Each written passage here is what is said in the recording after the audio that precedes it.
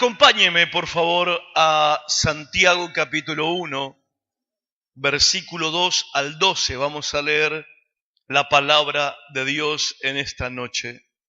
A eso venimos, a escuchar a Dios hablar a nuestras vidas. Santiago capítulo 1, versículo 2 hasta el versículo 12.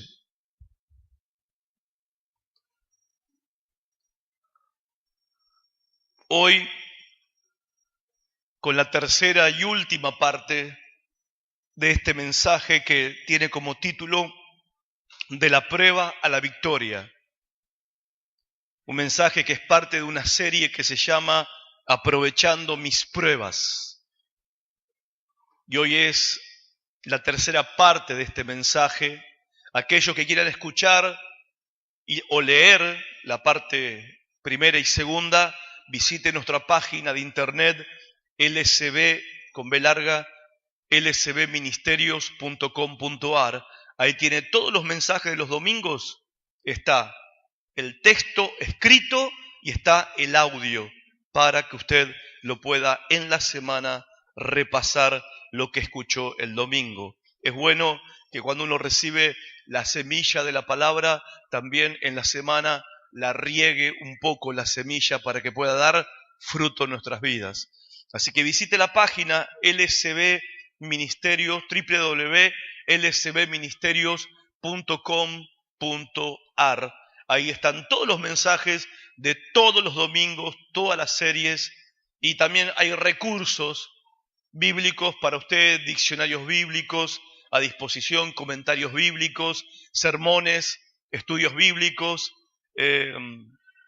un sinnúmero de recursos, videos también para que usted pueda ver videos de enseñanza de 15 minutos de lunes a viernes, los devocionales que produjimos, ya me parezco al presidente, produjimos hace 2 años atrás, están ahí en la página de la iglesia. Santiago capítulo 1, versículo 2, dice: Hermanos míos, tened por sumo gozo cuando os halléis en diversas pruebas, sabiendo que la prueba de vuestra fe produce paciencia. ¿Qué produce? Paciencia. Mas tenga la paciencia su obra completa, para que seáis perfectos y cabales, sin que os falte cosa alguna. Y si alguno de vosotros tiene falta de sabiduría, pídala a Dios, el cual da a todos abundantemente y sin reproche, y le será dada. Pero pida con fe. ¿Con qué hay que pedir? Con fe, no dudando nada, porque el que duda es semejante a la onda del mar, que es arrastrada por el viento y echada de una parte a otra. No piense pues quien tal haga que recibirá cosa alguna del Señor. El hombre de doble ánimo es inconstante en todos sus caminos. El hermano que es de humilde condición, gloríese en su exaltación. Pero el que es rico, en su humillación, porque él pasará como la flor de la hierba. Porque cuando sale el sol con calor abrasador, la hierba se seca, su flor se cae y perece su hermosa apariencia. Así también se marchitará el rico en todas sus empresas. Bienaventurado el varón, por supuesto la mujer también, que soporta la tentación, que soporta la prueba, porque cuando haya resistido la prueba, recibirá la corona de vida que Dios ha prometido a los que le aman. Amén. De la prueba a la victoria, este sermón es la tercera parte de este mensaje. Y déjeme comenzar con una pregunta. ¿Qué pensás de una persona que escucha el Evangelio, que recibe la palabra de Dios en su corazón, la recibe con gozo y cree lo que escucha, cree esa palabra, ¿esa persona es salva o no? ¿Esa persona se ha convertido en un verdadero cristiano, sí o no? Para responder, vamos a las palabras de Jesús en el Evangelio de Lucas capítulo 8, donde Jesús habla acerca de la parábola del sembrador.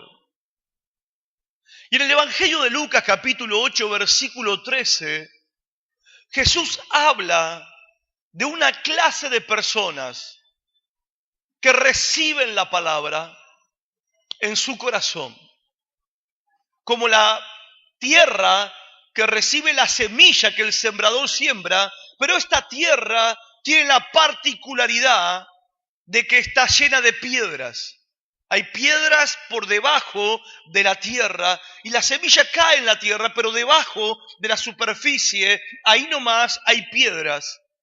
Y dice Jesús en Lucas 8:13, los de sobre la piedra son los que, habiendo oído, reciben la palabra con gozo, pero estos no tienen raíces. Creen por algún tiempo y en el tiempo de la prueba se apartan. Y quiero llamarles la atención a esta frase del Señor Jesucristo que dice, en el tiempo de la prueba. ¿Saben qué significa esta frase? Esa frase significa que Dios ha planeado para tu vida y para mi vida un tiempo en que la prueba va a venir para comprobar la realidad de tu fe. Y es Dios quien preparó ese tiempo de antemano. Es Dios el que lo planeó. El tiempo de la prueba está diseñado por Dios y va a venir en algún momento de tu vida, viene y luego seguirá viniendo en otros momentos, esporádicamente estos tiempos de prueba vienen porque Dios lo estableció así y vienen para comprobar la realidad de tu fe. Si la fe es genuina o no es genuina. Es un tiempo de pruebas que van a venir, aunque nosotros no querramos o pensemos evitarlas, es imposible porque es Dios quien planeó ese tiempo de prueba. Y en el caso de estas personas que Jesús habla en Lucas capítulo 8, versículo 13, lo que está diciendo el Señor, que cuando vino ese tiempo de prueba sobre estas personas, ellos se apartaron de Dios. Lo cual estaban revelando y lo cual estaban manifestando que la fe que ellos tenían o esa creencia que ellos tuvieron por un tiempo no era real. El apóstol Juan, en 1 Juan 2:19, lo dijo con otras palabras, diciendo que estas personas nunca le pertenecieron al Señor y que lo único que hizo la prueba fue manifestar lo que ya había en su corazón, que su fe no era real. Juan lo dijo así en estas palabras, si hubieran sido de nosotros, habrían permanecido con nosotros, pero salieron para que se manifestase que no todos son de nosotros. O sea, así como la planta que tiene una raíz muy corta, pero puede quedar parada por un tiempo, esa planta no se aferró a la tierra, no está aferrada a la tierra. Entonces esa planta puede crecer por un tiempo, pero cuando sale el sol se va a morir, se va a secar y no va a producir ninguna clase de fruto. Jesucristo está diciendo, así es también lo que le pasa a muchas personas. Escuchan el Evangelio, escuchan la palabra de Dios, se gozan en la palabra, creen por un tiempo, pero no se aferran a Cristo. No son como la planta que se aferra, que su raíz se aferra a la tierra. No, ellos no llegan a aferrarse a Cristo con toda su alma, con todo su corazón. Y entonces cuando viene la prueba, ¿sí?, se revela el estado de su fe y se terminan apartando del Señor. ¿Cuándo se manifiesta que esa fe no es real? ¿Cuándo se manifiesta que la fe no es genuina? ¿Cuándo se manifiesta? Cuando llega la prueba. ¿Cuándo llega qué? La prueba. Ahora, déjeme decirle algo, porque esto es lo que Santiago está enseñando en Santiago capítulo 1, el pasaje que leímos, es lo que Santiago está enseñando. Pero déjeme decirle algo, porque esto no es lo que enseña la Biblia, y lo quiero aclarar porque esto tiene que quedar bien claro desde un principio. Las pruebas no destruyen la fe. Las pruebas no pueden destruir la fe. Lo que hacen las pruebas es tomarle un examen a la fe. ¿Cuántos están entendiendo eso? Eso es lo que hacen las pruebas. Le están tomando un examen a la fe, pero no destruyen la fe. Si la fe permanece en medio de las pruebas, demuestra que es genuina, es real, es verdadera. Y si esa fe en la hora de la prueba fracasa, está demostrando que nunca fue real y que nunca fue genuina. Dios manda pruebas a sus hijos.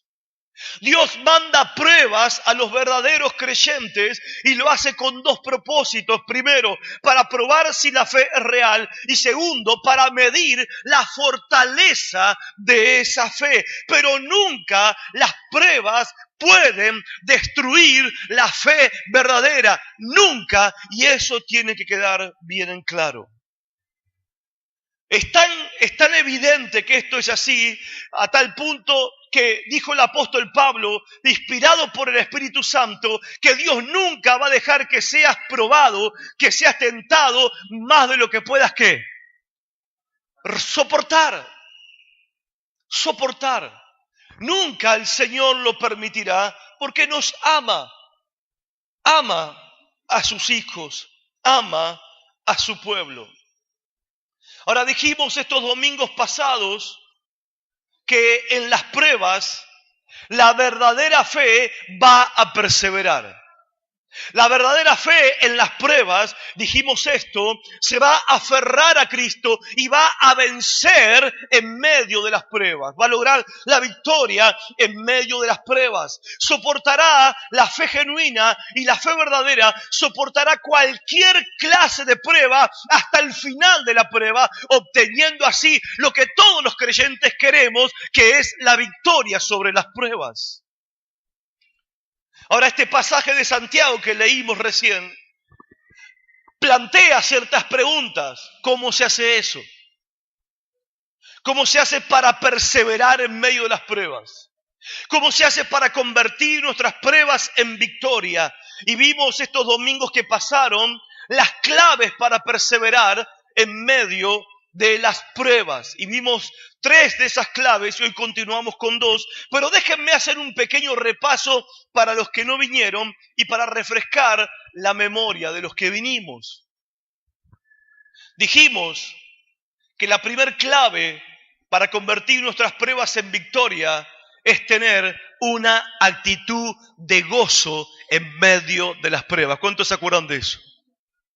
Una actitud de gozo. Dice versículo 2, mira tu Biblia, versículo 2.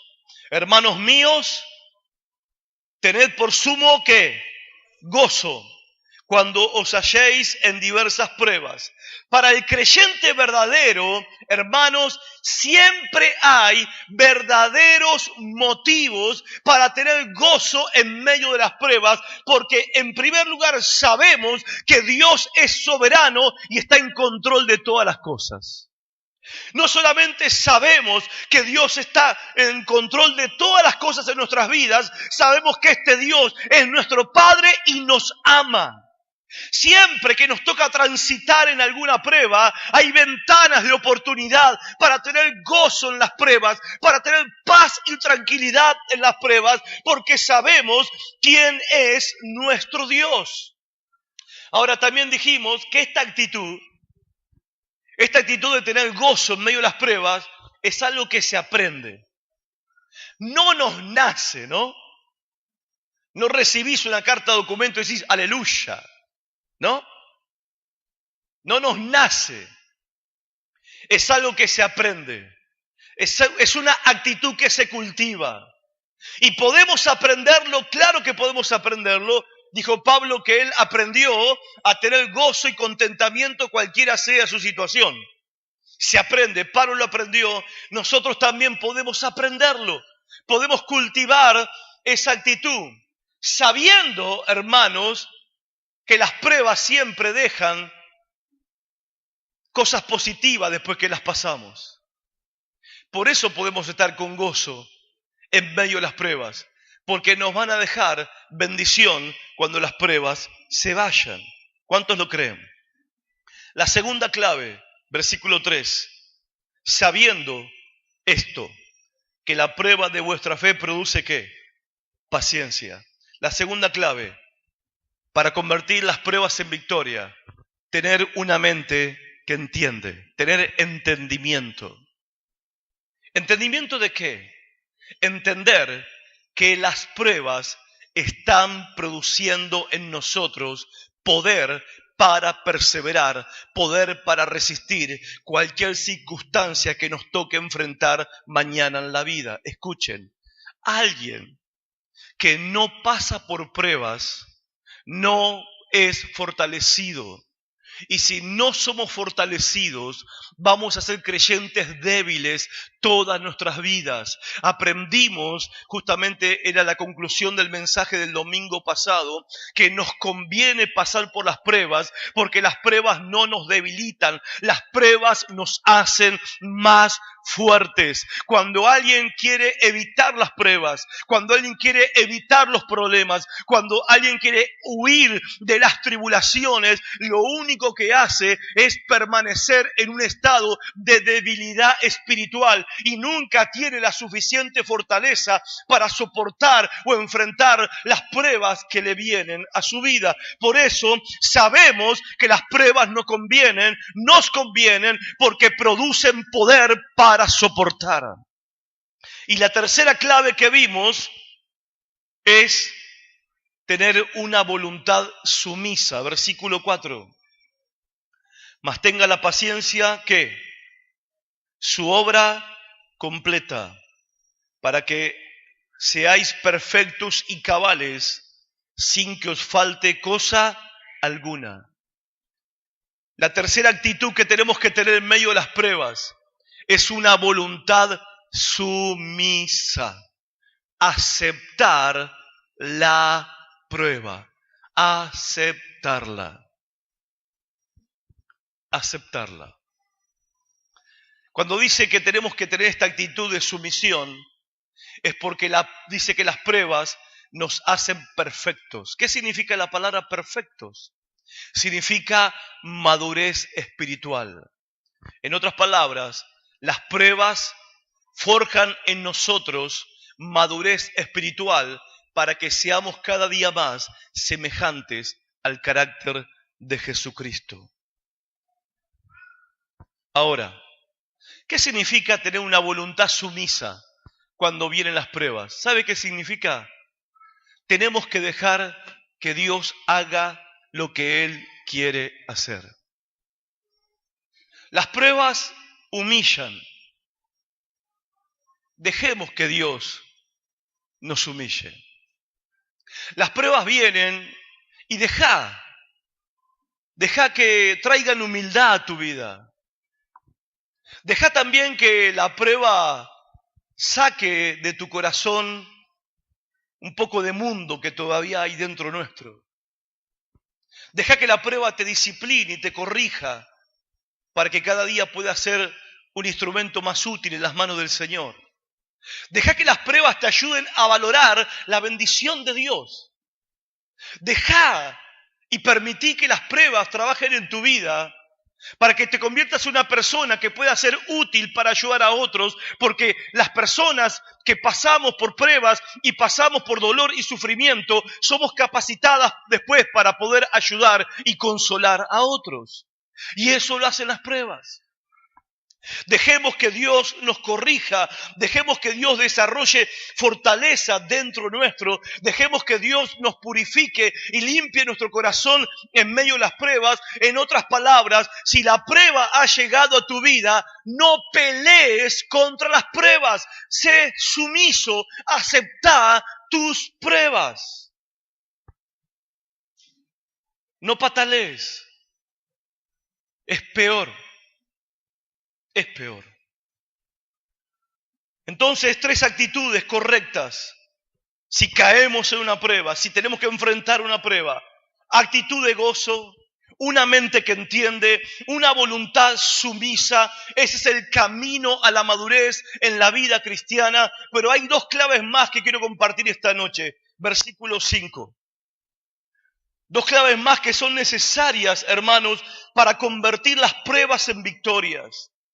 Si alguno de vosotros tiene falta de sabiduría, pídala a Dios, el cual da a todos abundantemente y sin reproche, y le será dada. Pero pida con fe, no dudando nada, porque el que duda es semejante a la onda del mar, que es arrastrada por el viento y echada de una parte a otra. No piense pues quien tal haga, que recibirá cosa alguna del Señor. El hombre de doble ánimo es inconstante en todos sus caminos. Digamos que estás pasando por una prueba difícil. Digamos que te estás tocando enfrentar un momento duro en tu vida y estás pasando por un valle de aflicción. Y estás haciendo tu mejor esfuerzo para tener la actitud correcta en medio de tus pruebas. Pero aún así no funciona. Aún así no lo lográs. ¿Qué hacemos? ¿Qué hacer en esos momentos? Bueno, lo que dice acá el apóstol Santiago es que nadie puede convertir sus pruebas en victorias a menos que reciba algo que no tiene.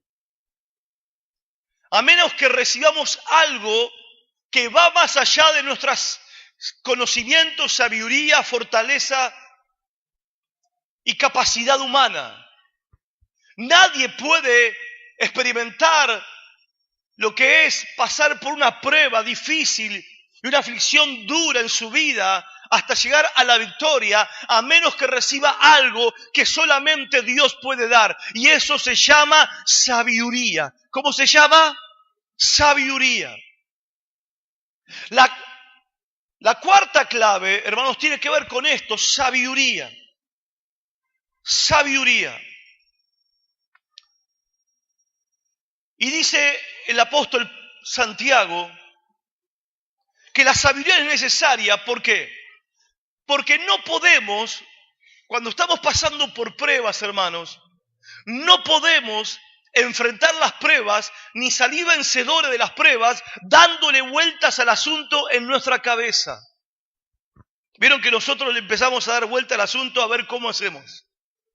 A ver cómo podemos hacer para que se termine esta situación. ¿Cómo puedo hacer para reponerme de esta situación? ¿Cómo puedo hacer para salir de esto que estoy pasando? Y pasamos el día pensando, ¿cuándo se va a terminar esto? ¿Qué puedo hacer para que esto se termine? ¿Cómo tengo que orar? ¿Cómo tengo que pararme? ¿Cómo tengo que hacer? ¿Con quién tengo que hablar? Con tal que esta prueba se termine, y le damos vuelta a la cosa en nuestra cabeza, no dormimos de noche, nos duele la cabeza, nos ponemos nerviosos, estamos con el carácter alterado, porque estamos tratando con nuestra propia fuerza de obtener victoria en medio de las pruebas. Y el apóstol Santiago dice, no, hay algo que necesitas en medio de las pruebas que no lo podés lograr con tu fuerza, y eso es sabiduría, y la sabiduría solamente viene de Dios. Uno puede tener conocimiento de Dios, uno puede tener conocimiento de la palabra, pero una cosa es el conocimiento de la palabra y otra cosa es la sabiduría que viene del cielo.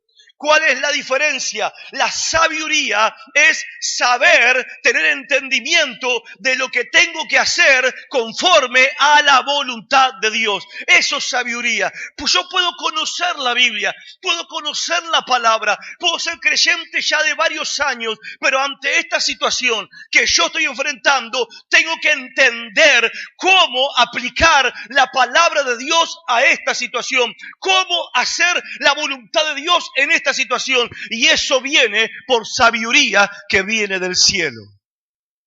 Necesitamos sabiduría. ¿Qué necesitamos? Sabiduría. Porque por más que conozcas la Biblia, porque por más que conozcas la palabra, cuando llega la hora de la prueba, todos, hermanos, todos nos sentimos débiles. ¿O no? El espíritu de Superman se nos va. El espíritu de la Mujer Maravilla desaparece. Esa actitud de todo lo puedo en Cristo que me fortalece. ¿Quién me sacó eso? ¿A dónde está? Porque las pruebas sobrepasan nuestras fuerzas y uno se siente débil. Y en la debilidad, lo peor que uno puede hacer es pensar que con esa debilidad o pocas fuerzas que uno tiene, va a poder lograr vencer en medio de las pruebas. No puedo buscarle la vuelta en mi cabeza y no puedo confiar en mis fuerzas porque son pocas. Entonces, ¿qué voy a hacer? Voy a venir a Dios y le voy a pedir sabiduría. Señor, decime qué tengo que hacer y cómo tengo que hacerlo. Venir a Dios en oración, venir a Dios y pedirle a Él sabiduría. ¿Y saben cuál es lo glorioso de esto? Que dice, Dios promete que te la va a dar.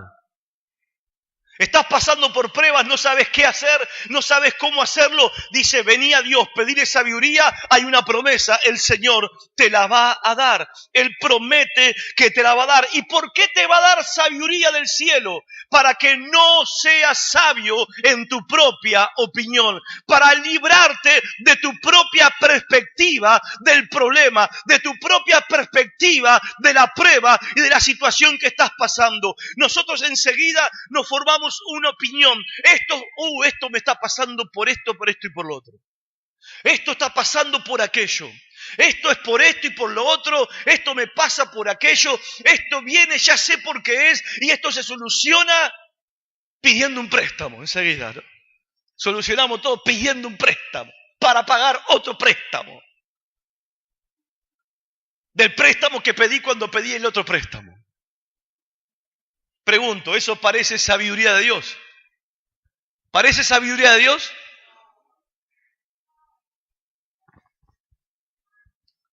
No seamos sabios en nuestra propia opinión. Vayamos a Dios a pedirle sabiduría para saber qué hacer y para saber cómo hacerlo. Y vieron que el versículo 5 dice, pídala. ¿Qué dice? ¿Sabe? Pídala es una orden.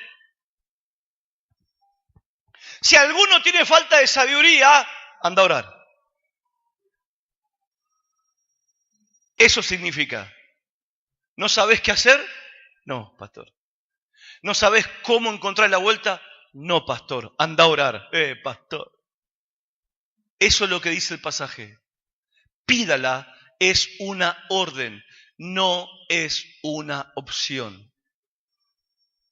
Dios te dice, anda a orar. Ahora escuchen. Qué bendición las pruebas, porque las pruebas te hacen orar. Las pruebas te hacen orar. Si tu vida de oración, Dios la mira y dice, a este muchacho le falta más vida de oración. Yo quisiera que mi hijo y mi hija oren más, me busquen más. Y supongamos que el Señor se pone a pensar y dice, ¿cómo puedo hacer para que mi hijo y mi hija me busque más? Ore más. ¿Cómo puedo hacer? Ya sé cómo voy a orar más. Ahí te va, Pedro. Ahí te va, Juanita. La prueba te lleva a orar. Y hermano, orar es una bendición. Estar en comunión con Dios es una bendición. ¿Y por qué te manda a orar? Porque no es lo primero que hacemos cuando vienen las pruebas. Vienen las pruebas y lo primero que hacemos, carita triste en el Facebook. Está de moda ahora, ¿no? ¿No? Carita triste en el Facebook. Y los hermanos compasivos, ¿qué pasó? ¿Qué pasó? Y otra carita con una lágrima que se cae. ¿No? Como dicen los pibes, tiramos estados. Me siento deprimido. Me siento triste.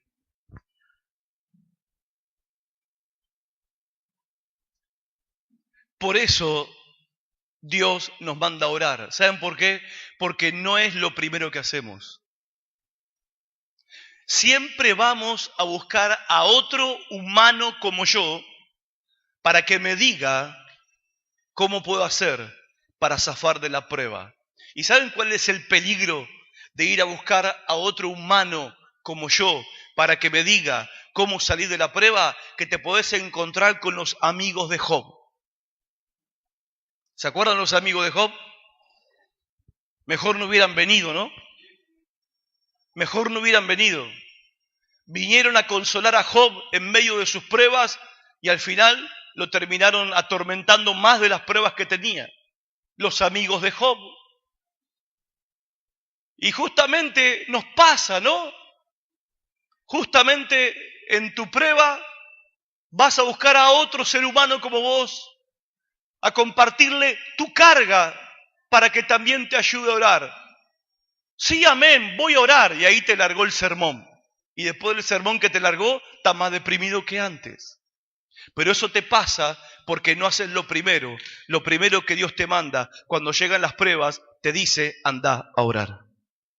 No es una sugerencia, no es una opción, es una orden. ¿Y saben por qué? Porque Dios quiere que aprendamos a depender de Él más que de los hombres. No estoy diciendo que está mal ir a pedir un consejo. No estoy diciendo que está mal pedir oración de otros. No estoy diciendo que está mal. Lo que está mal es hacer eso primero. Te mando el papelito. Ora por mí. Ora por mí. No está mal que me mandes el papelito para que ore por vos, pero está mal si me mandas el papelito y vos no vas a orar por vos. Está mal. Está mal delante de Dios. Está mal delante del Señor y lamentablemente siempre es lo que hacemos. Lo primero que hacemos o lo primero que no hacemos cuando llegan las pruebas es ir a orar. No hacemos. Y déjeme decirle una cosa. Si las pruebas vinieron a tu vida, si las pruebas están sobre tu vida y vos no aumentaste tu vida de oración, no estás orando más, no estás buscando al Señor más, déjame decirte una cosa, puede que las pruebas continúen y puede que la cosa siga y se ponga un poco peor hasta que te despiertes y te pongas a orar y le pidas a Dios sabiduría y Él te la va a dar. Y aprendas de esa manera a depender de Dios más que de los hombres. Dios quiere que sus hijos dependamos de Él. Dios quiere que sus hijos aprendamos a apoyarnos en Él, a confiar en Él.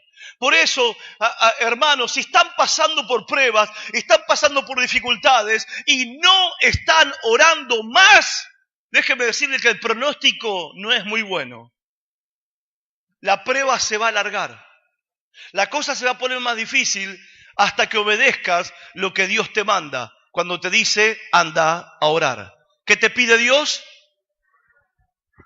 que vayas a orar. Por eso dice el pasaje, si alguno tiene falta de sabiduría en medio de las pruebas, porque dice, si tenés falta de sabiduría, andá y orá y pedile a Dios y Dios te la va a dar. Porque déjeme decir una cosa es pasar las pruebas sabiendo y entendiendo el propósito de las pruebas, y otra cosa es sufrir sin saber por qué. A ver, todos vamos a sufrir. Todos vamos a enfrentar situaciones difíciles en la vida. Todos vamos incluso a enfrentar tragedias. Y el domingo que viene creo que me voy a meter en ese tema. Las tragedias terribles de la vida que pueden llegar a pasar. Ahora, déjeme decirle algo. Todos vamos a pasar por lo mismo. Todos pasamos por pruebas y aflicciones. Pero una cosa es pasar por la prueba entendiendo el propósito de la prueba. Y otra cosa es pasar por la prueba sin saber por qué. Uno sufre peor. Uno sufre peor. Uno la pasa peor. ¿Y por qué no puedo entender el propósito de esta prueba? ¿Por qué Dios lo está permitiendo? Porque no estás orando y no estás pidiendo a Dios sabiduría que Él prometió que te la iba a dar. Estás pasando por prueba, no sabes por qué la estás pasando. Anda a Dios, pedile sabiduría y Él te la va a dar. Y vas a ver las pruebas con otra actitud. Vas a enfrentar tu prueba con otra actitud. Ahora, hay que pedir, y el versículo 6 dice que hay que pedir, pero con una condición. Versículo 6. ¿Cómo hay que pedir? ¿Cómo dice ahí? ¿Cómo hay que pedir? Hay que pedir con fe. En realidad, la cuarta clave para convertir las pruebas en victorias es un corazón que cree. Dijimos, una actitud de gozo, una mente que entiende, una voluntad sumisa y un corazón que cree. Para recibir sabiduría, la sabiduría que Dios promete, dice el apóstol Santiago, hay que pedir con fe. ¿Hay que pedir con qué? Hay que pedir con fe, no dudando nada, no dudando, o sea, hacer la oración que cree, no la oración que no cree. Ahora, la palabra dudando es una palabra interesante en el original, en el griego original. ¿Sabe qué significa la palabra dudando acá en este texto? Significa discutir o debatir. Eso significa. Dice, si vas a pedir, pedí con fe, pero no discutiendo nada. No debatiendo nada. ¿Qué es lo que está diciendo el apóstol Santiago? Algunos dudan de que Dios le vaya a responder, pero otros van a orar y se pelean con Dios. ¿Por qué, Señor, lo estás permitiendo? ¿Por qué, Señor? Y cuestionan a Dios y debaten con Dios. Si yo te sirvo, si yo te soy fiel, si yo, Señor, doy los diezmos, yo, Señor, esto, yo, Señor, lo otro, y están discutiendo con Dios. Y están debatiendo con Dios. Y eso es cuando Santiago dice, si vas a pedir, pedí con fe y no discutas con Dios. No debatas con Dios. No entres a pelear con Dios mientras estás orando. Porque, a ver, en definitiva, hermanos, de verdad, ¿quiénes somos nosotros para reclamarle algo a Dios? ¿Somos alguien? ¿Somos alguien? ¿Tenemos derecho para decirle a Dios, ¿por qué estás haciendo esto? ¿Por qué estás permitiendo esto? Exijo una explicación, yo quiero saber por qué esto es injusto lo que me está pasando. ¿Tenemos la altura necesaria para ponernos a la misma altura del Altísimo y discutir con Él y debatir con Él y cuestionar a Dios por lo que Él está haciendo con nuestras vidas? El apóstol Pablo dice en Romanos capítulo 9, el barro le va a decir al alfarero, ¿por qué me hiciste así? El carpintero la silla, la mesa, le va a decir al carpintero, ¿por qué me hiciste así? No, el carpintero tiene autoridad para hacer de la madera una mesa como quiere y una silla como quiere. Y el alfarero tiene autoridad para hacer del barro una vasija, una jarra, un cántaro, una palangana y hacer lo que quiere. Eso significa que Dios tiene autoridad y soberanía sobre nosotros y tenemos que confiar en esa soberanía de Dios. Es la fe, es pedir con fe. ¿Fe en qué? Es una fe que cree que Dios está en control y que Dios me ama. Es una fe que cree que este Dios que está en control y que me ama va a proveer lo necesario para que yo pueda convertir mis pruebas en victorias. Y esta fe se manifiesta cuando vengo a Dios en oración. ¿Está alguno falto de sabiduría en medio de las pruebas? Vaya a orar. La fe que hace, va a orar. ¿Qué hace la fe? Va a orar. Eso es lo primero que tenemos que hacer. Y que tristemente hacemos poco. A pesar de que tenemos promesas de Dios, de que Él responde la oración de fe. Jesús dijo, de cierto os digo, si tenéis fe y no dudáis, no solo haréis esto que se le ha hecho a la higuera, sino también si le dijeres a este monte, quítate y arrójate al mar, será hecho, dijo Jesús, y todo lo que pidáis en oración, creyendo, lo recibiréis. Dice el versículo 6, pida con fe, no dudando nada, porque el que duda es semejante a la ola del mar, que es arrastrada por el viento y echada de una parte a otra. La persona que duda va a Dios, pero no cree. La persona que va a Dios, pero no cree. Es como la ola que el viento la lleva, la trae, la lleva. La trae cuando el mar está picado, el viento trae la ola, lleva la ola. Trae la ola, lleva la ola. Confía en Dios, no confía en Dios. Cree en Dios, no cree en Dios. Busca a Dios, se pelea con Dios. Ora a Dios, discute con Dios. Le pide a Dios y cuestiona a Dios. Y dice que si lo vas a hacer así, no lo hagas. Elías en el monte Carmelo, 1 Reyes 18, reunió a todo el pueblo de Israel en medio de una sequía de 3 años y medio, un hambre impresionante, terrible hambruna y sequía. Elías reunió a todo el pueblo en el monte Carmelo y le dijo Elías al pueblo, si el Señor es Dios, síganlo a Él. Y si sus ídolos son dioses, sigan a sus ídolos. Pero ¿hasta cuándo van a estar debatiéndose entre dos pensamientos? ¿Hasta cuándo van a tener el alma dividida entre dos pensamientos? Los israelitas querían a Dios y también querían a sus ídolos al mismo tiempo. Ellos nunca se decidían 100% por el Señor. ¿Y saben Jesús cómo llamó a estas personas? Son los tibios. No son fríos, no son calientes.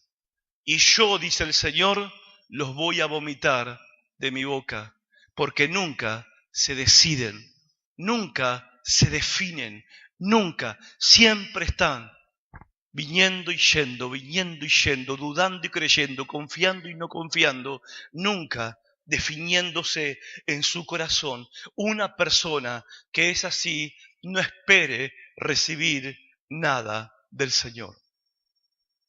Dice Santiago, el que duda y debate con Dios es inestable, no confía en Dios, no está comprometido 100% con el Señor, no va a recibir ninguna cosa de parte del Señor.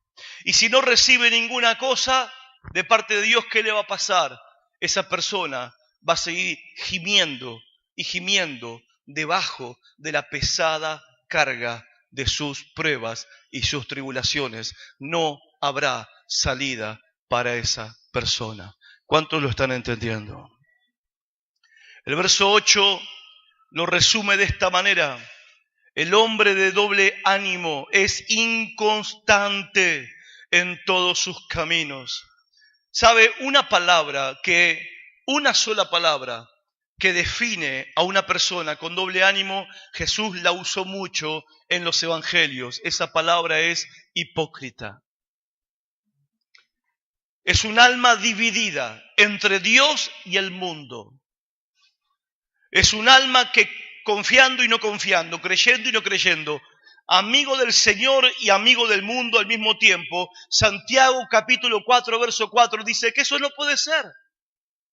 No se puede ser amigo de Dios y amigo del mundo al mismo tiempo. O soy amigo de Dios o soy amigo del mundo. O amo a Dios o amo al mundo. No se puede estar en un estado intermedio. ¿Saben? Hoy es un poco, no sé si la palabra es sorprendente, porque no debería ya sorprendernos más nada, porque incluso la Biblia nos advierte de estas cosas, nos advirtió ya escrita hace 2000 años de estas cosas que iban a pasar, pero cada vez más y más se ve personas que dicen ser creyentes y quieren acomodar el evangelio a su agenda y a su ritmo de vida. O sea, quieren los beneficios del evangelio. Quieren los beneficios de Dios, quieren la salvación de su alma, quieren el perdón de sus pecados, quieren ver milagros en su vida, pero quieren que Dios se acomode a su agenda, quieren que Dios respete sus deseos, quieren que Dios respete sus intereses, quieren que Dios se acomode a su rutina de vida y al estilo de vida que decidió hacer en su vida. Dicen que son creyentes, dicen que creen en Dios, dicen que aman a Dios, oran a Dios, pero oran a Dios pensando que Dios es el mayordomo que está para servirles en lo que ellos quieren lograr en su vida. El pastor John Piper en una predicación lo dijo con estas palabras: algunas personas que se convirtieron, entre comillas, no cambiaron sus deseos más profundos del corazón. Sus deseos, los deseos que tenían antes, siguen siendo sus mismos deseos. Sus anhelos de antes siguen siendo sus mismos anhelos. Lo único que cambiaron es de mayordomo. Ahora tienen a Cristo para que les supla todos sus deseos. Y este es el alma de doble ánimo. Es el alma que está dividida dentro de sí. Es el hipócrita, es el tibio al que el Señor vomitará de su boca. Entonces, hermanos, cuando tenemos una prueba, la manera de perseverar en medio de esa prueba y convertir la prueba en una victoria es venir a Dios y pedirle ¿qué?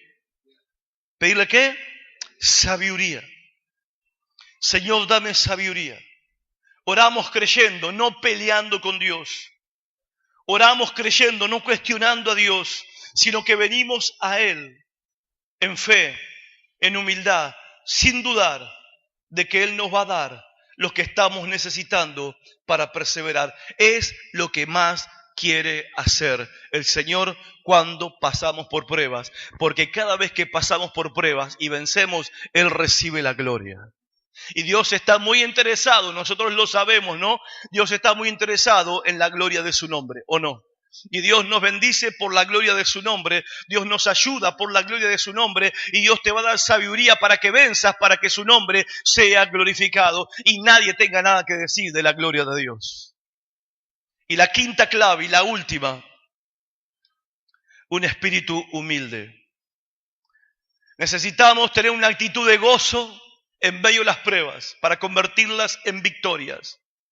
Una mente que entiende, una voluntad sumisa que acepta las pruebas porque sabe que hay un propósito poderoso. Un corazón que cree y viene a Dios en oración para pedir sabiduría. Y en quinto lugar, la quinta clave es un espíritu humilde. Queremos convertir nuestras pruebas en victorias, necesitamos un espíritu humilde. Verso 9. El hermano que es de humilde condición, gloríese en su exaltación. ¿Saben? Puede que sea esta parte la parte que más afectó mi vida mientras preparaba estos mensajes. El versículo 9. Aprendí mucho durante el estudio de este pasaje. Pero esta semana, al llegar al versículo 9, me sentí especialmente afectado por la palabra de Dios. Conmovido, tocado, como quieras llamarle. Y también gozoso por ver las cosas de la vida desde el punto de vista de Dios. ¿Saben? Es sumamente liberador ver la vida desde la óptica de Dios y no desde la óptica de uno. No solamente que es liberador, es una experiencia que trae gozo al alma. Es una experiencia que trae gozo en el corazón. Y fue ciertamente de verdad uno de los beneficios mayores que tuve al estudiar este pasaje durante estas 3 semanas, en lo personal. Y con esto insisto con un punto que mencioné el domingo pasado. Las personas, los creyentes, que estudian la palabra de Dios, corren con ventaja al momento de enfrentar pruebas comparado con las personas, los creyentes, que no estudian la palabra de Dios. Porque el que no estudia la palabra de Dios, el que no escudriña y el que no estudia la palabra de Dios, no tiene de dónde agarrarse cuando vienen las pruebas. Cree en Dios, tiene una fe en Dios. Pero dice el apóstol Pablo en Romanos 10 que la fe viene por oír ¿la qué? La palabra de Dios. Significa que estudiar la palabra alimenta, nutre, fortalece y levanta la fe. Por eso el que estudia la Biblia corre con ventaja sobre el que no la estudia, porque el que no la estudia en medio de la prueba queda librado a su propia opinión de las cosas. Pero el que conoce la palabra tiene en su mente, como dijo Pablo, nosotros tenemos la mente de Cristo. Y hermanos, una cosa es enfrentar la cruz con la mente de Cristo y otra cosa enfrentar la cruz con la mente de Pedro. Pedro se rajó, negó a Cristo y traicionó al Señor, y el Señor Jesucristo la enfrentó menospreciando la vergüenza porque sabía que después de esa prueba venía el gozo y venía la victoria para toda la eternidad. ¿Y todo por qué? Porque el Señor sabía lo que la Escritura decía acerca de Él. ¿No fue lo que hizo Jesús cuando fue a consolar a esos 2 muchachos que iban caminando por el camino de Maús? Deprimidos, desanimados porque Cristo había muerto y se volvían a su casa, ellos pensando que era el Mesías, pensando que era el profeta prometido, y se murió. Lo mataron. Se terminó todo. Qué fracaso, qué frustración. Qué compasión la de Cristo, ¿no? Que se apareció en el camino, caminó con ellos. ¿Y qué hizo Jesús? No le dijo, acá estoy. ¿No? Miren mis manos, miren las huellas, los clavos, las marcas de los clavos. ¿Hizo eso Jesús? Dice, qué tardos de corazón para creer todo lo que los profetas dijeron. Y comenzando desde Moisés, pasando por los salmos y los profetas, le explicó que era necesario, que el Cristo tenía que padecer y resucitar y ser recibido en la gloria. Después dijeron ellos 2, ¿no nos ardía el corazón cuando nos abría la palabra? Cuando estudiamos la palabra, cuando nos introducimos en la palabra, cuando escudriñamos la palabra, hermano, el corazón arde aún en medio de las tragedias de la vida. Aún en medio de las pruebas de la vida. Ya no sé cómo animarlo para que estudie la palabra. Pero mire el versículo 9, le voy a explicar qué encontré acá. El hermano que es de humilde condición, gloríese en su exaltación. ¿Quién es el hermano de humilde condición? ¿Saben quién es? El cristiano pobre. el cristiano pobre. Le está hablando al cristiano pobre. ¿Qué tan pobre? Eran cristianos que formaban parte de la clase más baja en la escala social. Santiago le escribe esta carta a los cristianos que tuvieron que huir a causa de la persecución. Huyeron por ser perseguidos por la fe, por su fe, huyeron. Y dejaron sus casas, dejaron sus muebles, dejaron sus camas, dejaron sus colchones y tuvieron que escapar por su vida y por la vida de sus hijos, llevándose solamente una mochila atrás, porque no se puede correr mucho con todos los muebles. Entonces estos cristianos andaban esparcidos por los campos, en medio de los maizales, en medio de los trigales, viviendo debajo de árboles y no tenían muy mucho para vivir. Realmente eran pobres. Y a donde llegaban, los empresarios ricos abusaban de ellos. Si usted leyó Santiago, como le recomendé la semana pasada, si leyó Santiago va a ver que el capítulo 5 dice: ¡ay de ustedes ricos! Porque el salario del jornal de los obreros clama delante del Señor, porque ustedes no le pagan. Encima lo hacían trabajar y no les pagaban. Esos son a quienes Santiago le está escribiendo. Son hermanos pobres. Tenían muy poco para vivir. ¿Y qué le dice a estos hermanos, a estos cristianos pobres? Le dice: gloríense y gócense, porque aunque no tengan nada de los bienes de este mundo, lo que están padeciendo es un privilegio para ustedes. Y la pregunta es: ¿cuál es el privilegio? ¿Cuál es el privilegio de ser pobre? Con este mensaje a enlace no voy a entrar seguro. ¿Cuál es el privilegio de ser pobre? No, pastor, eso es una maldición. Perdón, acabamos de leer otra cosa. Me hacían un comentario hace unas semanas atrás. Alguien de la iglesia que hace poco está en Concordia, que se encontró con personas de otras iglesias. Y no es por ánimo de criticar, solamente contar esta anécdota. Que esta persona le decía: no, pero yo tengo mi líder en mi iglesia. Pero mi líder no puede ser líder. ¿Por qué? Porque anda en bicicleta. No puede ser líder, porque no puede ser mi líder. Yo tengo auto y él tiene bicicleta. No puede ser mi líder. Porque para ser mi líder tiene que tener más que yo. Para ser líder tiene que estar prosperado.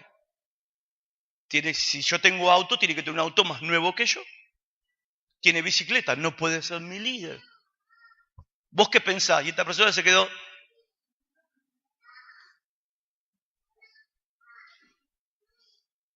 Ese es el mensaje, ¿no? Popular. El que abraza a la mayoría y el que todos nos gusta escuchar.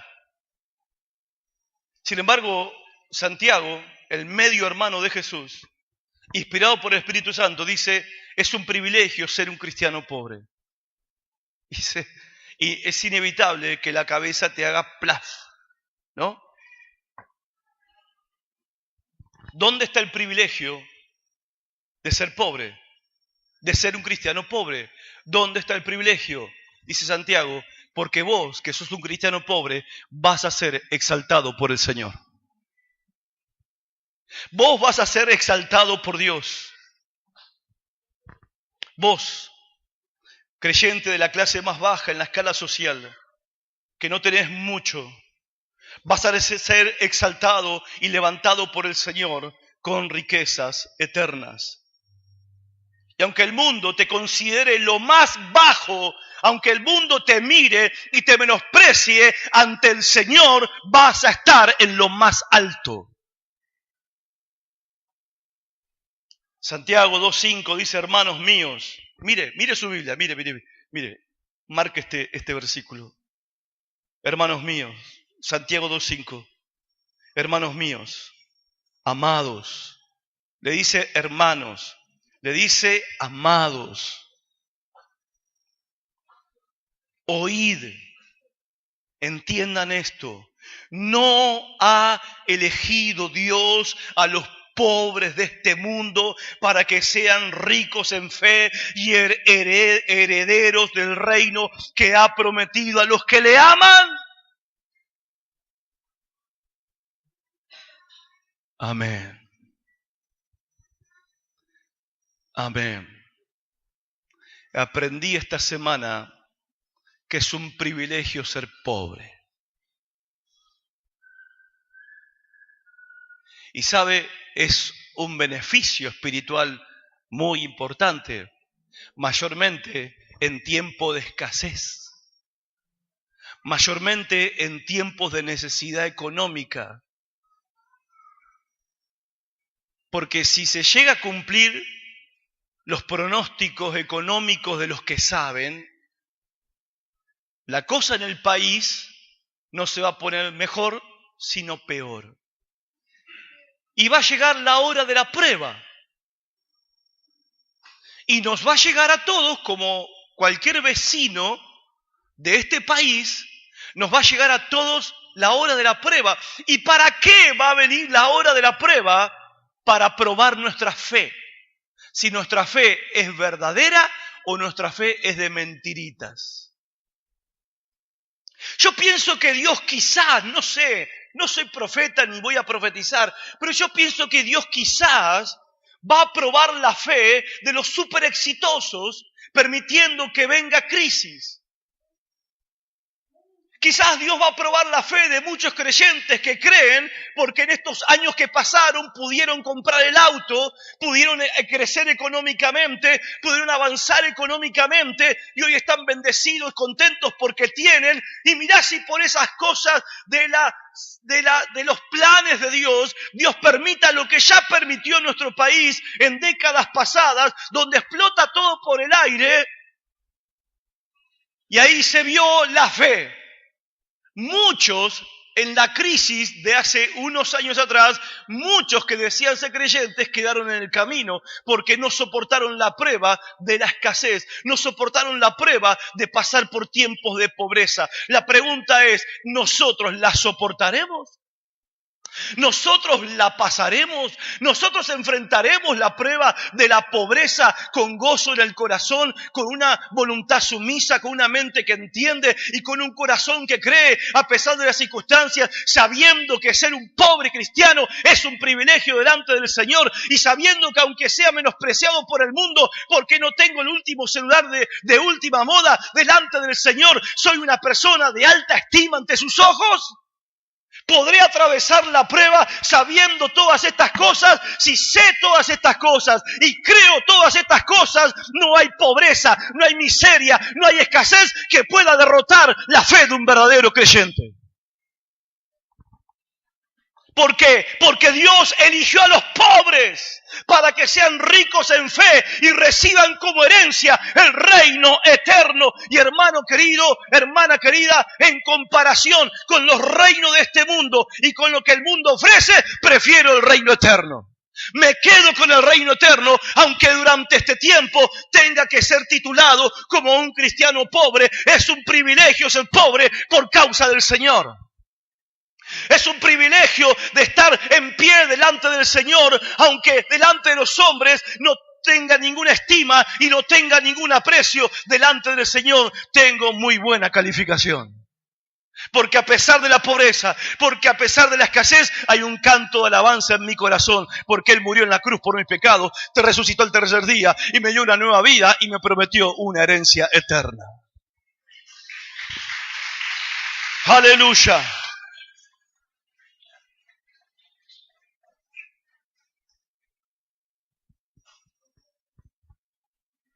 Cristianos pobres, gócense en el Señor. Gloríense, jáctense en el Señor. ¿Por qué? Porque aunque no tengas para comer, tenés el pan de vida. Aunque tengas sed, tenés el agua de vida. Aunque tengas pobreza, tenés riquezas eternas. Aunque no tengas una casa en este mundo, tenés una mansión en los cielos. Y aunque seas rechazado por los hombres, fuiste aceptado por el Señor. ¿No te vas a gozar por eso? ¿No te vas a alegrar por eso? Pero pastor, me duele en el corazón que mis hijos tengan que sufrir. Deja que tus hijos también aprendan a creer en Dios en medio de las pruebas. Cualquiera cree en Dios cuando la heladera está llena. Cualquiera cree en Dios cuando tiene el último celular, la última moto, la última bicicleta y vive y se acuesta en una cama de 3 colchones para arriba. Cualquiera cree en el Señor en medio de esas circunstancias. Claro que como padres todos queremos evitarle el dolor a nuestros hijos, queremos evitarle el sufrimiento a nuestros hijos, pero ¿quiénes somos nosotros para creer que somos mejores padres que el Padre que está en el cielo? Mi Padre que está en el cielo también ama a mis hijas, mi Padre que está en el cielo también cuida de mis hijas, y si mi Padre que está en el cielo ha decidido que pasemos por un tiempo de prueba, es porque mi Padre que está en los cielos escogió a mis hijas para un reino eterno. Aunque tenga que derramar algunas lágrimas en esta tierra, aunque tenga que padecer algunas necesidades en esta tierra, aunque tengan que usar la zapatilla misma de hace 2 años atrás, en el cielo caminaremos por calles de oro y un mar de cristal.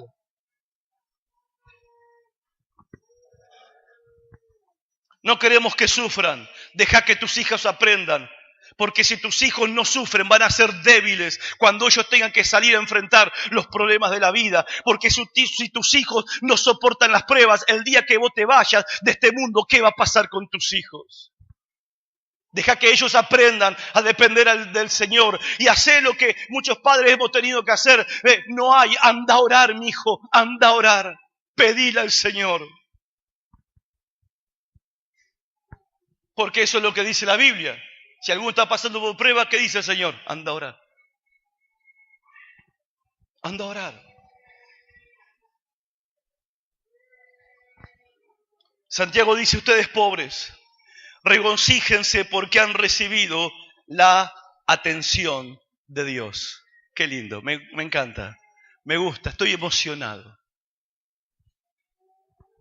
Podemos aceptar los problemas y las pruebas porque tenemos esperanza de que Dios nos está exaltando. Podemos regocijarnos ante cualquier privación que nos toque pasar porque Dios nos ha escogido para ponernos en alto. Pablo dijo, los sufrimientos de esta vida no son comparables con la gloria venidera que se va a manifestar.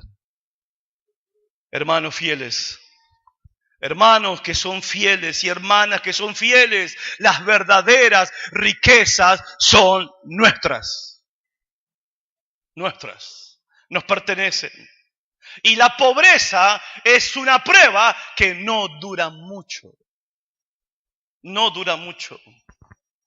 Por eso dice el apóstol Santiago, que los que perseveran en la prueba serán exaltados. Para resumirlo, no busques gozo en las circunstancias de esta vida ni lo que el mundo te puede ofrecer, porque es una desilusión total. Porque nunca vas a tener lo suficiente para ser feliz y siempre vas a querer más y siempre vas a necesitar más. Esta es una rueda, un ciclo vicioso que lo único que termina es en la muerte eterna. No busques por ahí. Pero dice el versículo 10 una palabra para los hermanos que tienen. No se olvidó de los hermanos que tienen. Le habló a los hermanos que no tienen. Ahora le va a hablar a los hermanos que tienen. Pero el que es rico, pastor, zafé, yo ese no soy. Rico. Hermano rico, ¿hay alguno? Lo espero al final para pedirle un préstamo. No, el hermano rico, ya sabemos lo que significa riqueza, ¿no? Dijimos que riqueza no es lo mismo que ser millonario. ¿Se acuerda? Millonario es una cosa, ser rico es otra. ¿Qué es ser rico? Y bueno, si ganás 9.200 y piquito, como dijo el presidente en la mesa de Mirta Legrand, 9.200 por ahí. Si ganás 9.200, un poquito más, un poquito menos, estás entre el 30% más rico del planeta. ¿Y saben cuánta gente vive en el planeta? 7.000 millones de seres humanos. Y si ganás 9.000 pesos, estás entre los el 30% más rico del planeta, porque el otro 70% no la tiene, no la tiene. Escuchamos acá, ¿no?, que un pastor en África vive con $150 por mes, ¿no es así? 150, menos, $100, menos de $100. Ya me estás deprimiendo, Daniel. Menos de $100 por mes. ¿Cuánto es $100 por mes? 1.600 pesos. Un pastor que sirve al Señor, que ama a Cristo y sirve a la iglesia de Cristo en África, tiene para sostener su vida y su familia menos de 1.600 pesos por mes. Pregunto, ¿somos ricos o no somos ricos?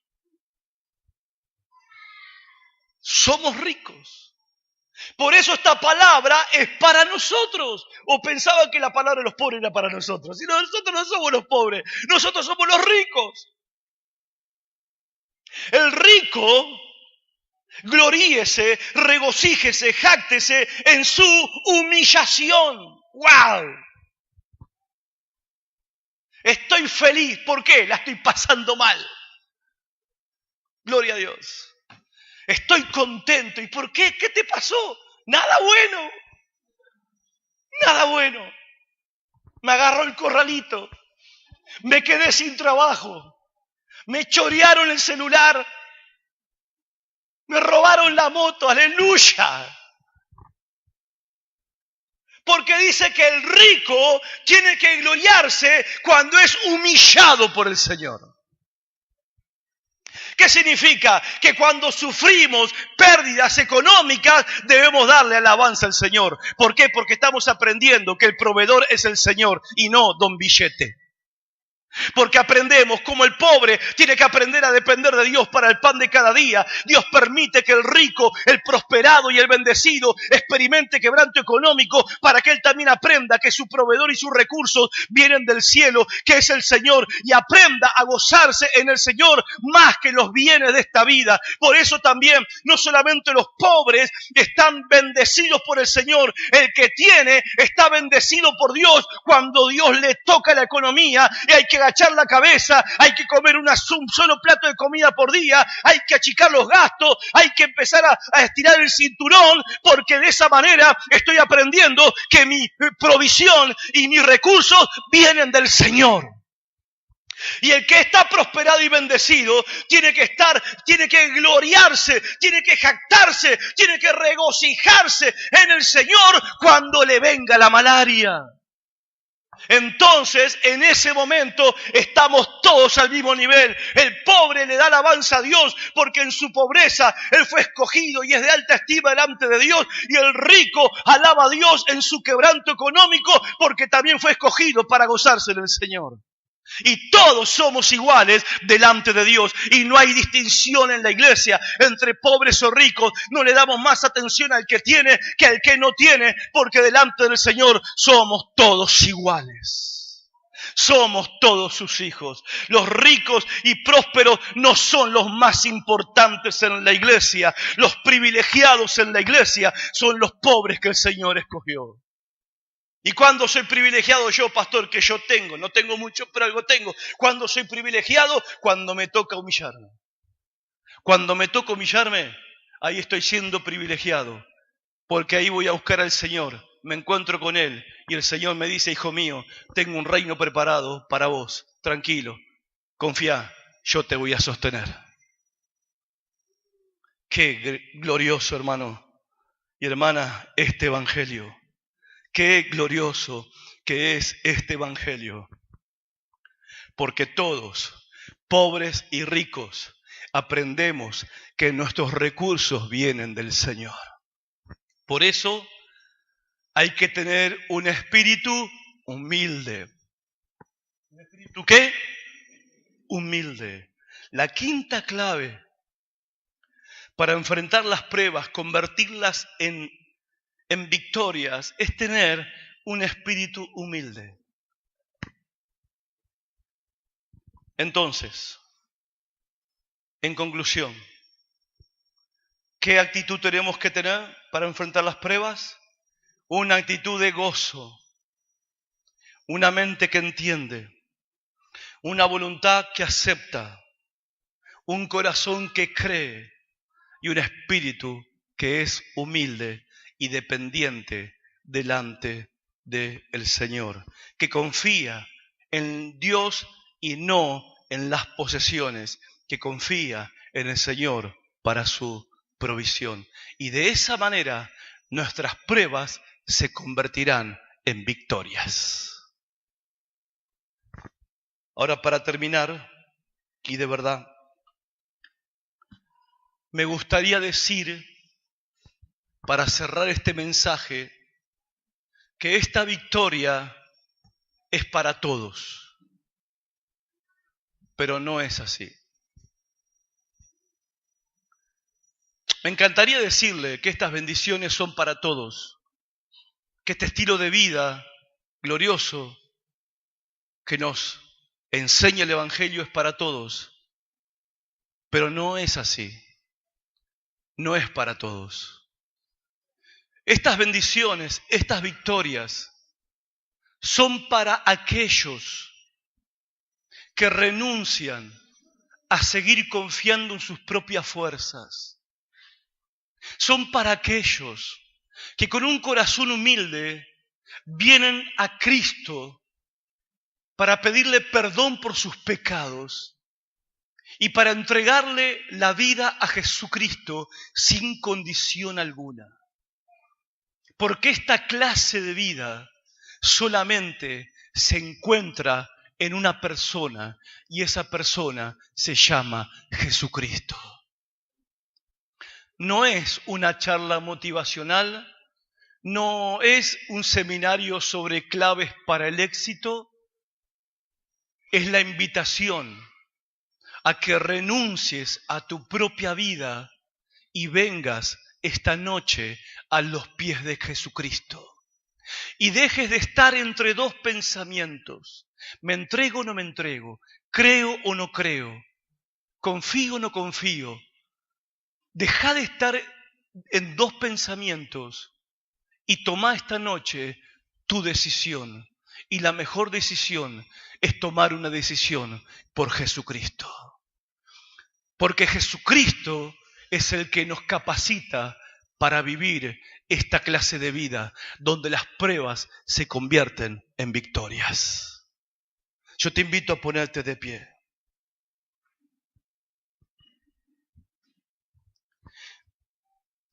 Y si hay alguien en esta noche que reconoce que ha estado luchando entre dos pensamientos, se decide o no se decide, me decido o no me decido, creo o no creo, confío o no confío.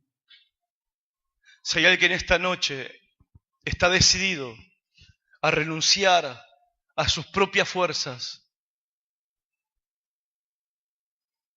ser humilde y venir a Jesucristo esta noche, pidiendo perdón por haber vivido una vida alejada del Señor, con nuestra propia fuerza, y venir a Cristo para empezar a vivir una vida dependiendo de Él, no solamente en esta vida, sino también para toda la eternidad. Esa clase de vida eterna, de recompensa, gloria y gozos eternos, te es ofrecida esta noche si venís a los pies de Jesucristo.